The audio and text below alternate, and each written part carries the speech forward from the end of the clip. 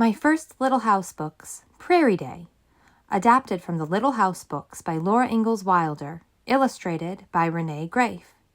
Don't forget to hit that like and subscribe button so you never miss one of the stories we put up here at the Story Harbor. Once upon a time, a little girl named Laura, her pa and her ma, her big sister Mary, her baby sister Carrie, and their good old bulldog Jack headed west in their covered wagon for the prairie. They drove through the snowy woods until they came to the town of Pepin. Pa went inside the store to trade his furs for things they would need on their journey. Ma and Laura and Mary ate bread and molasses in the wagon, and the horses ate corn from nosebags.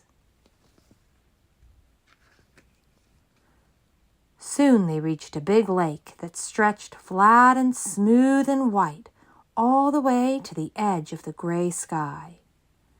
The horses' hooves clop-clopped, and the wagon wheels crunched as Pa drove the wagon onto the ice. Laura didn't like it, but she knew nothing could hurt her while Pa and Jack were there.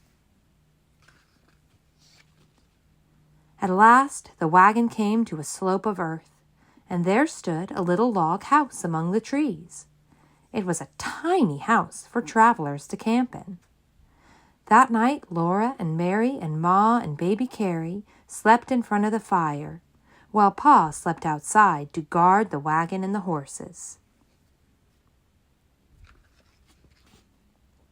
Every day after that, they traveled as far as the horses could go, and every night they made camp in a new place. They crossed too many creeks to count and drove across long wooden bridges. They saw strange woods and even stranger country with no trees. After many days and nights, they came to the Kansas Prairie, a flat land with rippling grass and a great big sky. The wind blew Laura's straight brown hair and Mary's golden curls every which way.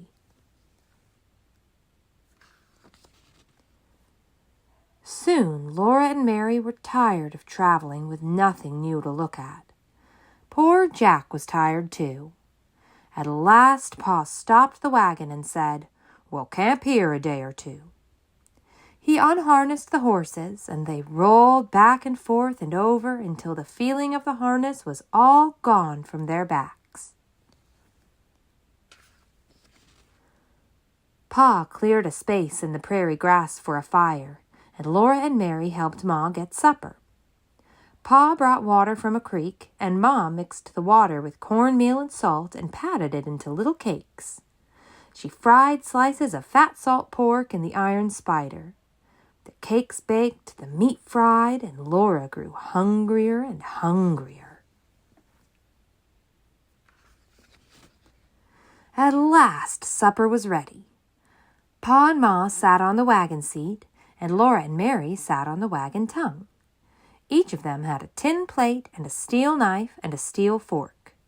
Ma had a tin cup, and Pa had a tin cup, and baby Carrie had a little one of her own, but Laura and Mary had to share their tin cup. While they were eating supper, the prairie became dark and still, and soon it was past bedtime. Mary and Laura put their long nightgowns on, said their prayers, and crawled into their little bed in the wagon. The next morning, they all sat on the clean grass and ate pancakes and bacon and molasses. All around them, tiny birds were swinging and singing in tiny voices. "Dickie, Dickie," Laura called to them. "Eat your breakfast, Laura," Ma said. "You must mind your manners, even if we are 100 miles from anywhere." After everything in the camp was tidy, Pa went hunting, and Laura and Mary went exploring. It was fun to run through the tall grass in the sunshine and the wind. There were huge rabbits and tiny dicky birds everywhere, and little brown striped gophers. Mary and Laura wanted to catch a gopher to take to Ma. Laura ran and couldn't catch one. They took some flowers to Ma instead of a gopher. Before long, the sun was low, and Pa was coming across the prairie. Laura jumped up and ran to him and hippity-hopped through the tall grass beside him.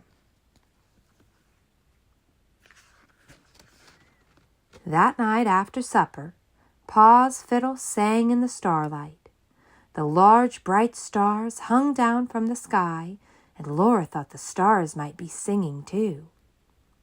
Soon it was time for little girls to be in bed, so Ma tied on their nightcaps and tucked them into bed. Tomorrow they must be on their way again to find their new little house on the prairie.